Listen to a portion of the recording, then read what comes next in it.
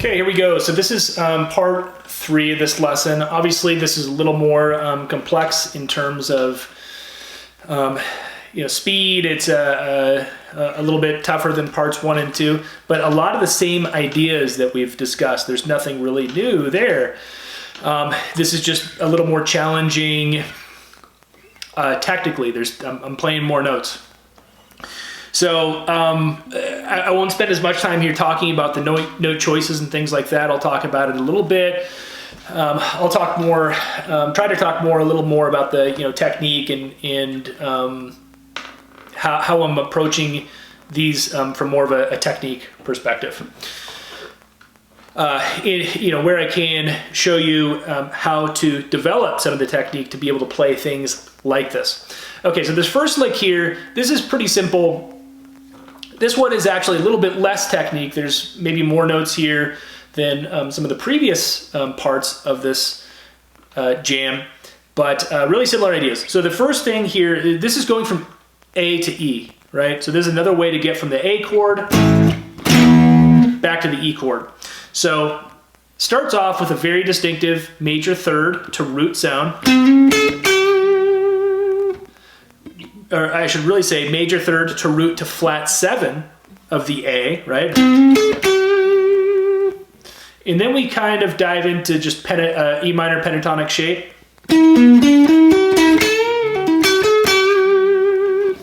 It's pretty standard E minor pentatonic stuff.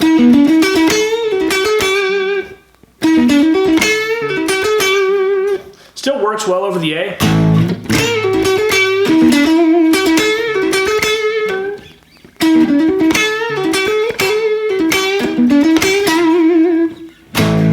Those notes don't sound out of place there at all.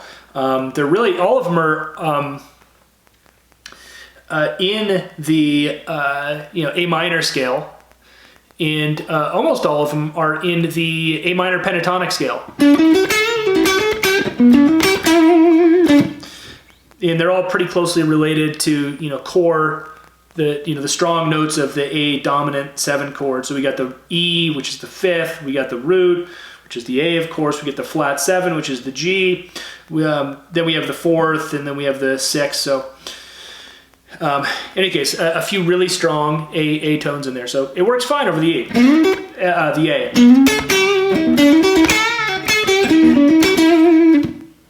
Right? So, but again, what really gives it the flag that you're playing over the A chord is those first few notes.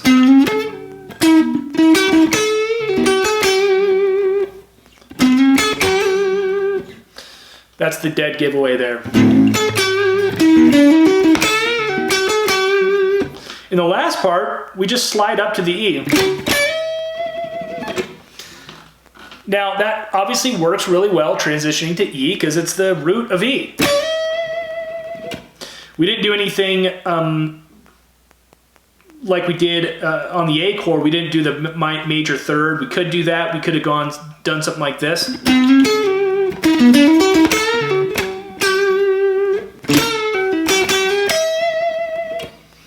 All right. We could have thrown an extra note there, but simple enough. It does make the change pretty evident, I think, just because it's up an octave, right? You play on the E down here, you're kind of down an octave, and then when you hit the next chord, you're up on this higher register than the rest of the lick. So that's, I think, enough to really emphasize that switch to the E chord. So, so that's it. That is the lick. I'll play it one more time at a slow speed.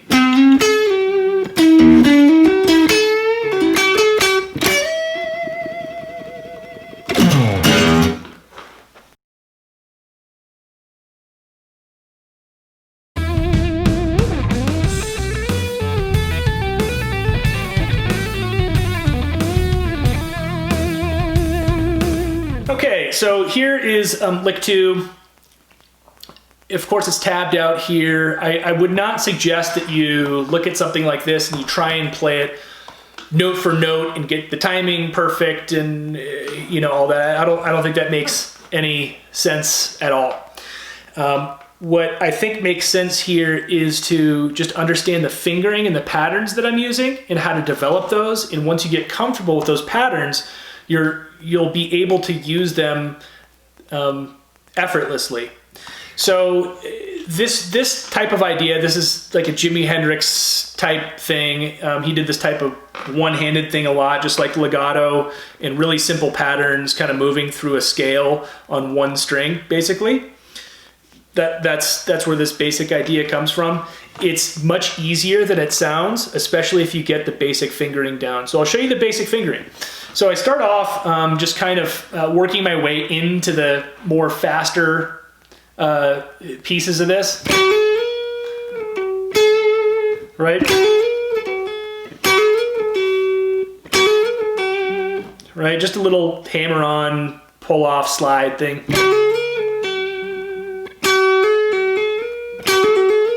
Different ways to do it. I think it's tabbed out here. I do 8, 10, 8, and then slide up to the 12, and then back down to the 10. So, or like that, rather. And then I get into this part, and I just do kind of this stuff.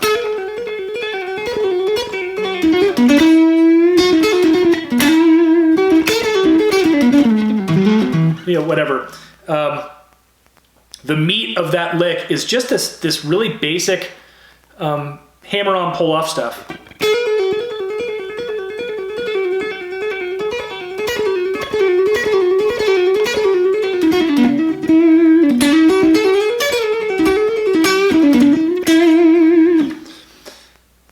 All you need to know to be able to do that is 2 patterns. You should do this one. I'm starting on the 10th fret, right? With my 2nd finger. With my 4th finger, I'm hammering onto the 12th. I'm pulling back off to the 10. And then I'm pulling from the 10 to the 8.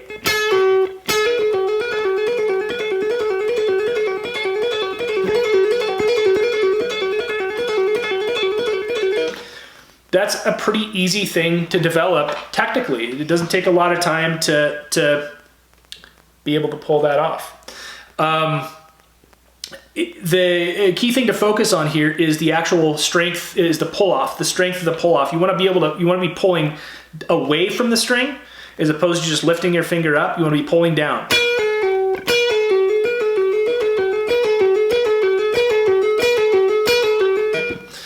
When you pick, it should be the same volume as the notes that you pull off.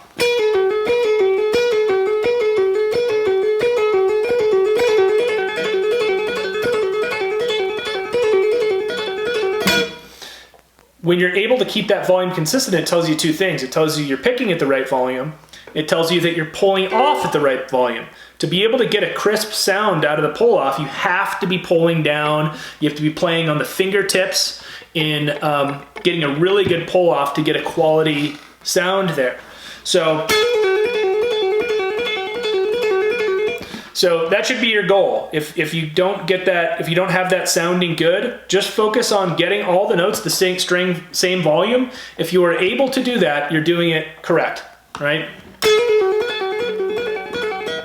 Now that you have that basic pattern down, and you develop that, just do this for a minute at a time with a metronome. It's 16th notes, and just go.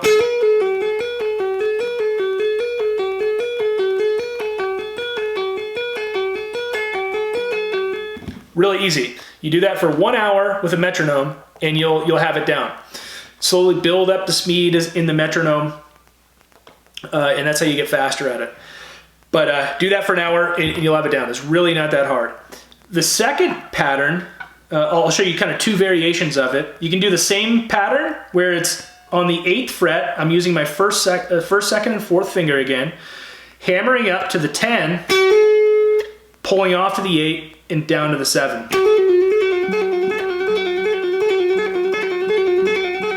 So same exact fingering, I'm just down a pattern on the scale.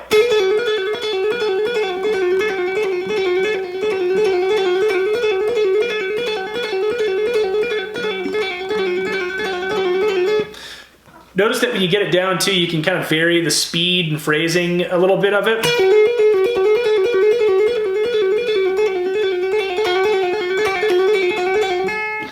You can mix in slightly different patterns, like a 6-note pattern. So I'm pulling off there 10 to the 7 and then hammering onto the 8 and the 10 and then pulling off again. So once you get that basic pattern down, you can mix it up like that. So that's one. The other one I'll show you is throwing in that 7th fret on the first string, a 6-note pattern. So I'm hitting the 7 first, and then I'm hitting the 10 on the second string, and then pulling off 8, 7, and then hammering on 8, 10.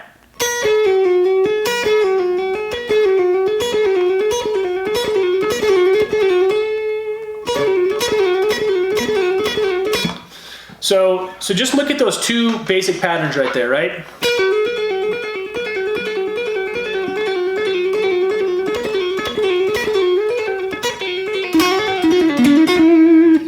That's all I'm doing. I'm using kind of two patterns, two really simple ideas, and I'm just making slight modifications to them, right? I'm not going...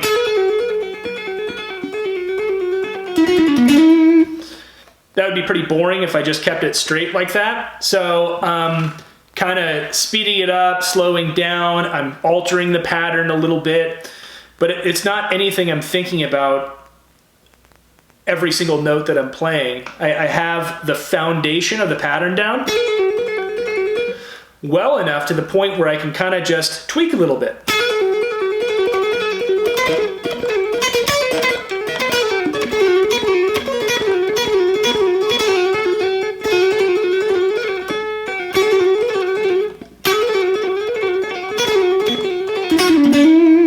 Right? So that's my whole piece on this part of the lesson. Don't worry about playing every note straight. Just get these basic patterns down.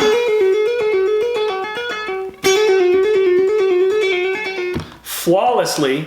And once you have them flawlessly, you'll be able to improvise those and change the timing of them and mix them up a little bit and get them to flow in a longer lick like this. As you can tell, I mean, you can really take these a lot farther than I did. I mean, you can go all over the neck, you know.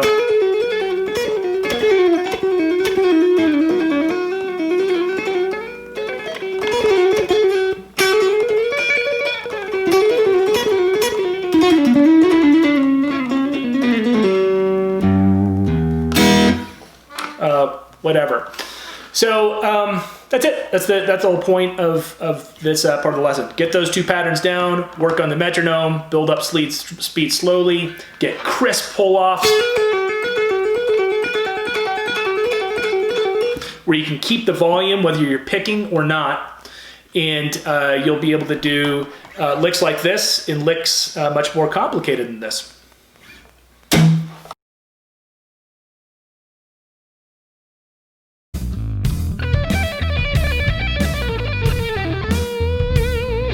Okay, here's the final lick.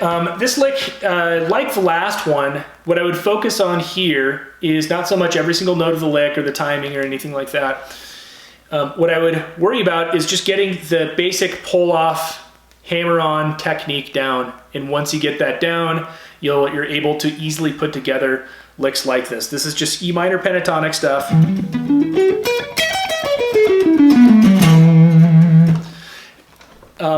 And I'll play through it one time, and just to demonstrate that there's nothing really complicated going on here. These aren't complicated movements.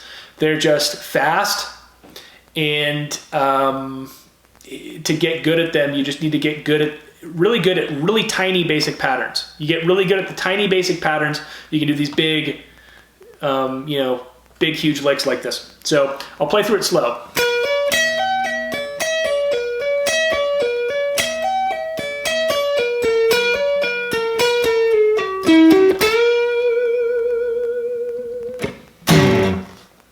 Right, there's nothing there that was advanced. Everything was really basic, right?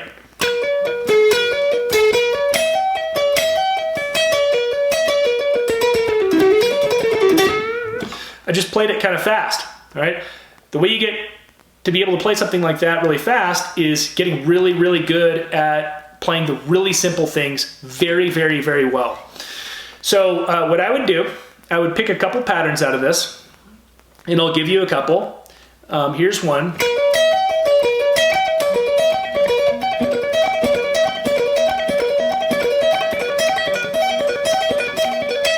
Right? Hammer on 12-15, then hammer on 12-15 on the first string, pull off, and then finally 15 back on the second string. So you got this. 6 notes. If you want to get the picking down there, what I'm doing is I'm doing downstroke. I'm doing an upstroke when I get to the first string. Doing a downstroke when I get back to the 15th on the second string. So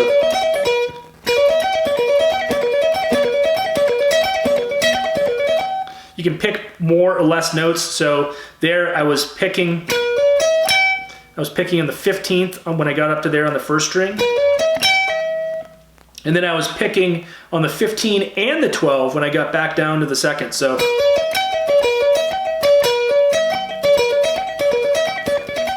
I would recommend practicing with more picks. I wouldn't do just straight legato or picking notes really sparsely. I think it helps to pick more notes.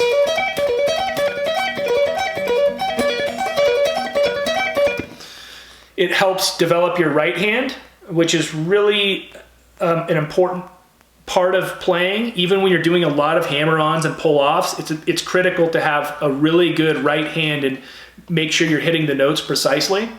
So, and then on top of that, you know, timing synchronization between your right hand and left hand. You're not developing that if you're not using your right hand, right?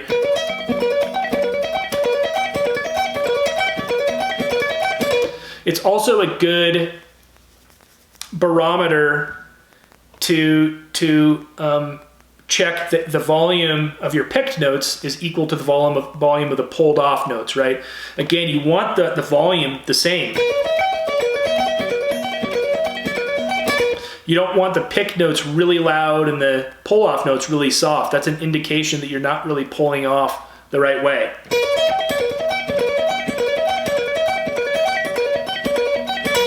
Right? So that's one pattern, right? And then I do another one, maybe just 4 notes like this.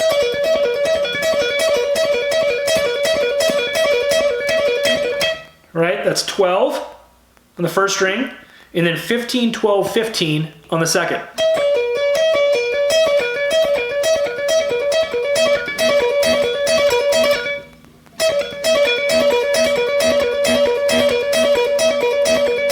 In there, I'm even, if you want to pick more notes on this one, I'm actually doing an upstroke, 12 on the first, and then I'm doing downstroke, upstroke on the 15, 12 on the second string. So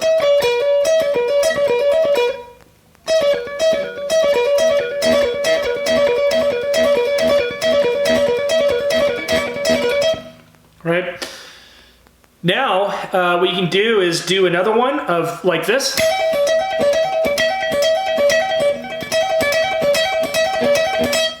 Right, that's 12, 15, 12 pull off, and then 15 on the second string. So another 4-note pattern, similar to the first one. The first one was this. The second one is this. What's nice about these two is you can combine them together, right? So you can go.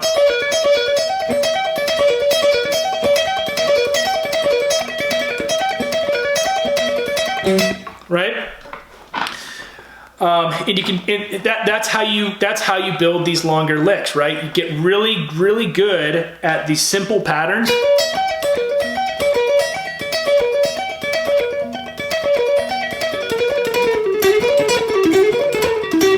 And once you get those down really, really well, it becomes really easy to build huge licks out of those things.